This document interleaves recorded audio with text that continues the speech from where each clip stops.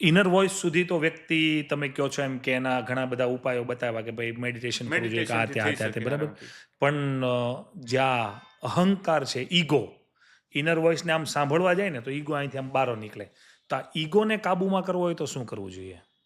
Ego છે ને ત્યારે જ કાબૂમાં આવે જ્યારે નેચર, જેને આપણે ઈશ્વર કહીએ છીએ, એ માણસ જાતના કાનમાં આવીને એટલું કહી જાય, યુ આર નથિંગ, તું કાંઈ નથી. આ મારી પોતાની પર્સનલ વાત હું શેર કરું ને તો મેં આ વર્ષે ફીલ કર્યું કે ઈશ્વરે મારા કાનમાં એવું કીધું હોય કે યુ આર નથિંગ, તું કાંઈ નથી.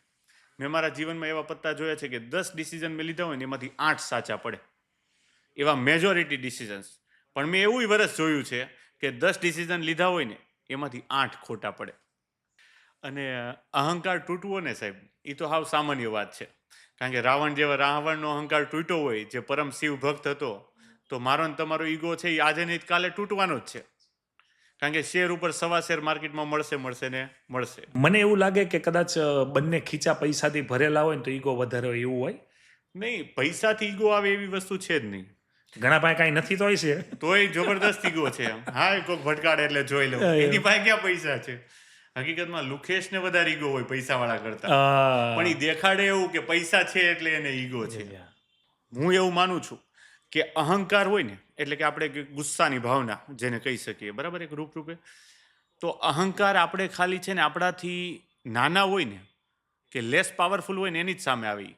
આનું મૂળ કારણ છે. ઓલું પોચું ભાડે ન્યા દાંગળી ઓછું ભાડે ત્યાં જ આંગળી ખૂતે. તમે સ્પ્લેન્ડર લઈને જતા હોય ને સામે મર્સિડીઝ વાળો હોય ને ટક્કર થઈ હોય તો ત્યાં તમારે માફી જ માંગ લેવાની હોય. ગમે એ માણસ હોય, એ તરત ઉતરીને કાટલો ન પકડી શકે. શું કામ? ગમે એવો પાવર હોય, અહંકાર હોય કે મારી યાર કેમ ભટકાડી. કારણ કે એને ખબર છે ઓલો પાડી દે, ઓલો ડમ્પરિયું ફેરવી દે માથે, એને મરાય નહીં. એટલે અહંકાર અને ગુસ્સાની આ પ્યોર ડેફિનેશન છે કે આપણાથી નાના વ્યક્તિ ઉપર આવે, અને જે આપણાથી ઓછા પાવરફુલ છે એ જ વ્યક્તિ ઉપર આપણે ગુસ્સો કાં તો આપણે અહંકાર દેખાડવાનું મન થાય.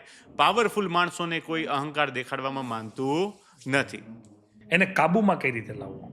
કાબુમાં લાવવાનું એક જ નિર્ણય છે કે આપણાથી પાવરફુલ ભટકાય ને એટલે આપણે ઓટોમેટિકલી એ કાબૂમાં આવી જ જાય. એ ઓલું શેરની માથે સવા શેર આવે ને એટલે ખબર પડી જાય કે આમાં શું છે એમ.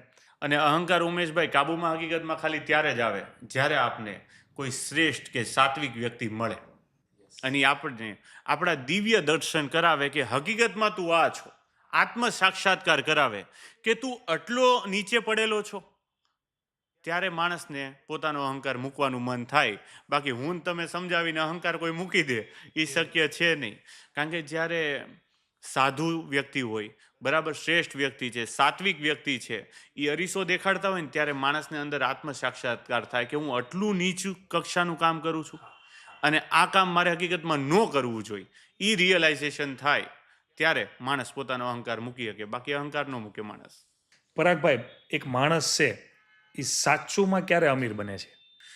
માણસ અમીર ત્યારે બને કે જ્યારે એના વિચારો અમીર બને.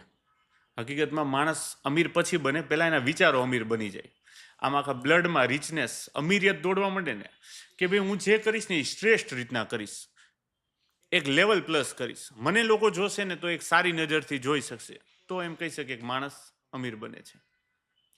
પૈસા બાય પ્રોડક્ટ વસ્તુ છે. જ્યારે તમે વેલ્યુ આપવા માંગતા હોય ને ત્યારે આપને ખ્યાલ છે કે માર્કેટની અંદર ઘણા બધા બિલ્ડર્સ છે, પણ ઘણા બિલ્ડર્સ એવું વિચારતા હોય કે ભાઈ મારે આટલી સારી ક્વોલિટીની વસ્તુ વાપરવી જોઈએ અને જેટલા હું પ્રોમિસીસ કરું છું એ પૂરા પણ કરવા જોઈએ, તો એની વસ્તુ ફટાફટ લોકો લેશે અને ફટાફટ માણસો અમીર બને છે.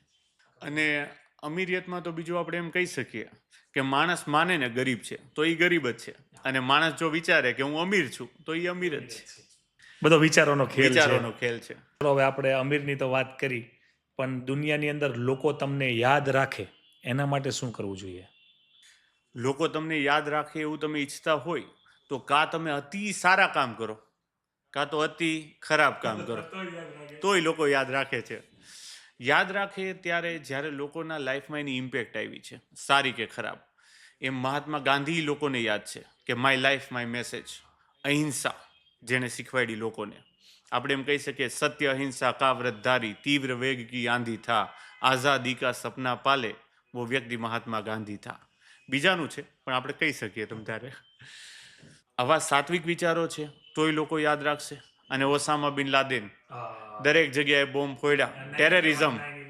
હા, તો એને પણ લોકો યાદ રાખે. ટૂંકમાં આપણે કેવી ઇમ્પેક્ટ મૂકતા જઈએ છીએ એ પ્રમાણે લોકો આપણે યાદ રાખે. બાકી ત્રીજી પેઢીએ લોકોને ભૂલી જાય છે. પરાગભાઈ, આટલું સક્સેસનેસ તરફ તમે જઈ રહ્યા છો, આજથી 10 વર્ષ પછી તમારી ઓળખ લોકો કઈ રીતે ઓળખશે? 10 વર્ષ પછી હું એવું પર્સનલી ફીલ કરું છું કે મને લોકો એ નજરે જોવા જોઈએ કે મારી પાસે કોઈ પ્રોબ્લેમ છે અને હું પરાગભાઈ પાસે ગયો તો એ પ્રોબ્લેમનું સોલ્યુશન એક ચોક્કસ નિરાકરણ આવશે, એના રસ્તા મળશે. એ 10 વર્ષમાં એટલા પરિપક્વ બનવાનું છે. 10 વર્ષમાં આપણે એવું પરિપક્વ બનવું છે. Great. બાકી કયા નજરિયાથી જોવે લોકો એ એના ઉપર છે. ઘણા સારી રીતના જોશે, ઘણા ખરાબ રીતના જોશે.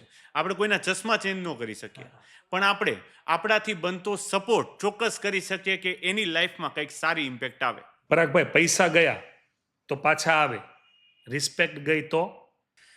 પૈસા જાય તોય પાછા આવે અને સાહેબ રિસ્પેક્ટ જાય તોય પાછી આવી જાય છે. આજના ટાઈમ પિરિયડની અંદર 500 કરોડ રૂપિયાનું ઉઠામણું કરીને તમે 50 કરોડ રૂપિયા અલગ અલગ જગ્યાએ દાન કરો એટલે તમારી જે રિસ્પેક્ટ હોય ને પાછી આવી જાય છે. આજે કળિયુગ છે અત્યારે. અને વાત રહી સેલ્ફ રિસ્પેક્ટ. રિસ્પેક્ટની અંદર આપણે થોડાક ડેપ્થમાં જઈએ તો સેલ્ફ રિસ્પેક્ટ એ પાછી ન આવે વ્યક્તિની. કારણ કે અંદરથી તો એને ખ્યાલ જ હોય. અંદરથી એને ખ્યાલ હોય ને હું ચોર છું, તો એ સેલ્ફ રિસ્પેક્ટ કોઈથી પાછી નથી આવી શકતી. બાકી સમાજની અંદર પ્રતિષ્ઠા અપ એન્ડ ડાઉન થઈ શકે, પણ વેલ્યુ અપ એન્ડ ડાઉન ન થાય. એક સારો વ્યક્તિ છે એ સારા કામ કરતો હોય ને તો જ લોકોને સારો લાગે, અને ખરાબ વ્યક્તિ છે ને એ સારા અને ખરાબ બંને કામ કરતો હોય ને તો લોકોને ચાલે. અને બીજી વાત એ પણ સાથે ઉમેશભાઈ, કે તમે એમ વિચારતા હોય ને કે લોકો તમને આ જ નજરે જોવે તો એ શક્ય જ નથી. લોકો પોતાના નજરિયાથી જ તમને જોશે. એને સારા તમને ગણવાશે સારા ગણશે, ખરાબ ગણવા હશે તો ખરાબ ગણશે. પણ તમારે મનથી નક્કી કરવાનું કે તમારે કેવા પોતાને જોવા છે. સમાજ કે છે કે દુનિયા કે છે એ રીતના, કે તમે જે એકચ્યુઅલીમાં પોતે ફીલ કરો છો એ રીતના.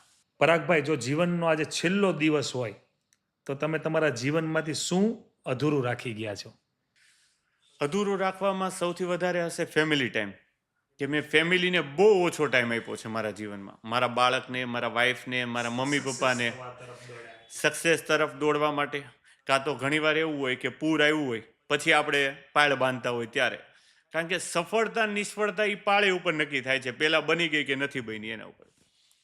તો હું એમ કહીશ કે મેં મારા જીવનમાં મારા પરિવારને સૌથી ઓછો સમય આપેલો છે.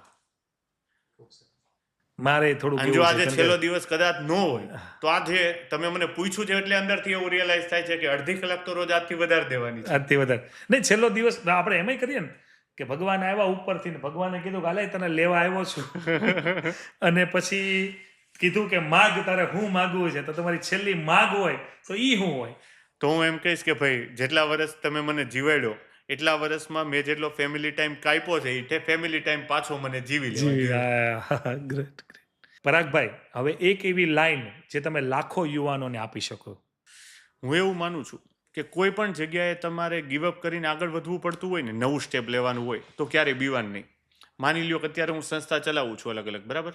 કદાચ મારે આજે ક્વિટ કરી દેવી પડતી હોય ને કાલે નવી શરૂઆત કરવી પડતી હોય ને તો મારે એને લઈને બહુ ટેન્શન ન લેવાનું હોય. હા, અને બીજી વસ્તુ, આપણે કોઈ કામ કરીએ છીએ, કોઈ પર્ટિક્યુલર એક ટાર્ગેટમાં છીએ તો એવું ફીલ કરીને ચાલવાનું કે એસી કોશિશ બેકાર હે જિસકા નતીજા નાકામયાબી હો. એ એફર્ટ્સ જ વેલ્યુવાળા નથી કે જેનું રિઝલ્ટ ફેલિયર હોય. પરાગભાઈ, ઘણી બધી સક્સેસની વાત કરીને, સફળતાની વાત કરી, પણ એક સવાલનો જવાબ મને નથી મળતો એટલે હું તમને પૂછું છું કે સક્સેસ પછી પણ ખાલીપો કેમ લાગે? અંદરથી ખાલી છે એમ. સક્સેસ પછી ખાલીપો લાગવામાં અમુક એવી ઈચ્છાઓ જે આપણી હોય અને અધૂરી રહી ગઈ હોય ને એટલે આપણને ખાલીપો લાગે, અને એ બહુ અબજો રૂપિયા હોય ને તો એમ લાગે કે કાંઈ નથી. સાચી વાત છે. ઘણીવાર વ્યક્તિને જે વ્યક્તિ પ્રેમ કરતો હોય એ ન મળ્યું હોય તો એનો ખાલીપો હોય. આ તો કોઈ દી બુરા એવો ખાલીપો છે જ નહીં કે પૈસા હોય તો પ્રેમ મળી જાય. પૈસાથી પ્રેમ મળે પણ એ પ્રેમ અલગ છે ને આ પ્રેમ અલગ છે. બધી વસ્તુ પૈસાથી નથી ખરીદાતી. વીતી ગયેલો સમય નો આવે પાછો એમ તોય ખાલીપો લાગે. પછી બાળપણ નો આવે પાછું તોય ખાલીપો લાગે. કે આજે અબજો રૂપિયા આપીને એમ કેવી ભગવાનને કે ભગવાન આ લો અબજો રૂપિયા, મને પાછો નાનો કરી દે. ખાલીપો સાહેબ એવો મજબૂત વર્ડ છે કે માણસે જેને બાળપણમાં મહેનત કરી છે એને પાછું બાળપણ જોતું છે એ ન આવી શકે. યુવાનીમાં રિફ્રેશમેન્ટ લાઈફસ્ટાઈલ જીવી હોય ન જીવી હોય તો એનો ખાલીપો લાગે. સફળતાની એક દોટમાં સફળતા પછી હજારો વસ્તુ જે સેક્રિફાઈસ કરી હોય ની દરેક વસ્તુનો ખાલીપો લાગ્યા કરતો હોય ને સાહેબ, એટલે એ ખાલીપો રહે જ. કારણ કે એ અફસોસનો વિષય હોય કે આપણે સેક્રિફાઈસ કર્યું હોય ને જે વસ્તુ ત્યાગ કરી હોય ને આપણે કાયદેસર જીવવાની પણ ઈચ્છા તો હોય જ, પણ સફળ થવામાં એ ક્યાંક ને ક્યાંક આપણે મુકતા ગયા હોય એટલે આપણે ખાલીપો રહે. 2025 છે ને એ દુનિયાની અંદર ઘણી બધી ઉથલ પાથલ લાવ્યું છે, તો તમારી લાઈફની અંદર કેટલી ઉથલ પાથલ લાવ્યો અને શું બદલાવ કર્યો તમે 2025માં? 2025ની અંદર જો મારા જીવનનું ઉથલ પાથલ કહેતો હોય ને તો મારો અહંકાર તૂટ્યો 2025માં. આપણે વચ્ચે અહંકારનો પોઈન્ટ લેતા હતા, તો આ વર્ષની અંદર મારો અહંકાર તૂટ્યો. જે કોન્ફિડન્સ હતો મને મારી અંદર, સેલ્ફ કોન્ફિડન્સ, એની અંદર એ ક્યાંક ને ક્યાંક થોડોક બ્રેકડાઉન આવ્યો. મારી જે ટીમ ડેવલપમેન્ટ હતી એની અંદર એ થોડોક બ્રેકડાઉન આવ્યો. મારા જે પાર્ટનર્સ હતા એમાંય થોડોક બ્રેકડાઉન આવ્યો. ટૂંકમાં કાયદેસર કહું તો મેં સ્ટાર્ટિંગમાં જેમ કીધું હતું એમ કે ઈશ્વર મારા કાનમાં એટલું કહી ગયા કે યુ આર નથિંગ, તું કંઈ નથી, જે છે એ હું છું. આવું કંઈક મને રિયલાઇઝેશન થયું. આ બદલાવ આવ્યો. પણ સાથે સાથે ઈશ્વરે ઘણી બધી વસ્તુ મારી અંદર બદલી દીધી. તમે માનશો નહીં સાહેબ, મેં બહુ બધી હેબિટ્સ બદલી. જેમ કે આ વર્ષનો એન્ડ હાલે છે ડિસેમ્બર, તો મારા જીવનમાં મેં 1 મહિના પહેલાં બધું બહારનું ખાવાનું બંધ કરી દીધું. હું મહિનામાં 10 થી 15 મેગી ખાતો, 8-10 મંચુરિયમ થઈ જાય, 4-5 વાર ઢોસા ખાવાનું થાય, બધી વસ્તુ કમ્પ્લીટ ક્વિટ. કોઈ કોલ્ડ ડ્રિંક્સ છે અત્યારે હું નથી લેતો. આ સૌથી પહેલો બદલાવ. કાયદેસર આમ જુઓ તો નુકસાન છે ને એક રીતના એક નવી હેબિટ ક્રિએટ થઈ. હું કોઈથી જીમ ન જતો, મેં જીમ સ્ટાર્ટ કર્યું. સાંજે સ્વિમિંગમાં જાઉં. આ બધાય બદલાવ મારી અંદર આવ્યા. ટૂંકમાં 30 વર્ષમાં મેં મારા શરીરને જે પણ રીતના વાળ્યું હતું એનાથી ટોટલી ડિફરન્ટ થાય છે. એક નવા વિચારો ઊભા થયા, નવા લોકો સાથે મુલાકાત થવાની સ્ટાર્ટ થઈ, નવા પાર્ટનર્સ મળ્યા, વર્કની અંદર તે અને બીજા એન્વાયરમેન્ટની અંદર તે. તો મને એટલું એમ ટૂંકમાં હું એમ કહું તો એમ કહી શકું કે 2025 મારા માટે લર્નિંગ એન્વાયરમેન્ટ હતું અને 2026 હશે એ એક્ઝિક્યુશન એન્વાયરમેન્ટ હશે. પરાગભાઈ, હવે આપણે એન્ડ તરફ જઈએ છીએ આ પોડકાસ્ટના, એટલે છેલ્લો એક સવાલ પૂછું તમને કે પરાગભાઈ, આ કેમેરાની પાછળ બેઠેલા માણસ માટે તમારો શું સંદેશ છે? કેમેરાની પાછળ બેઠેલા માણસો માટે ખાલી એટલો સંદેશ છે કે જીવનમાં કોઈ પણ વ્યક્તિએ તમારી સાથે ખરાબ કર્યું હોય, ખોટું કર્યું હોય, ચીટિંગ કર્યું હોય, ભાગીદાર હોય, મિત્ર હોય, નાનો ભાઈ હોય, જે પણ વ્યક્તિએ તમારી સાથે ખોટું કર્યું હોય એને તમારે માફ કરી દેવો જોઈએ. કારણ કે માફ તમે એ વ્યક્તિને નથી કરતા, માફ કાયદેસર પોતાને કરો છો, કે જેનાથી તમને એના પ્રત્યેનો જે દ્વેષ છે, ગુસ્સો છે એ શાંત થઈ જાય અને તમારું જીવન એક નવી રીતે શરૂ થાય. અને ભગવાનના આશીર્વાદ રહે તમારી ઉપર. ઈશ્વરના આશીર્વાદ છે. યસ.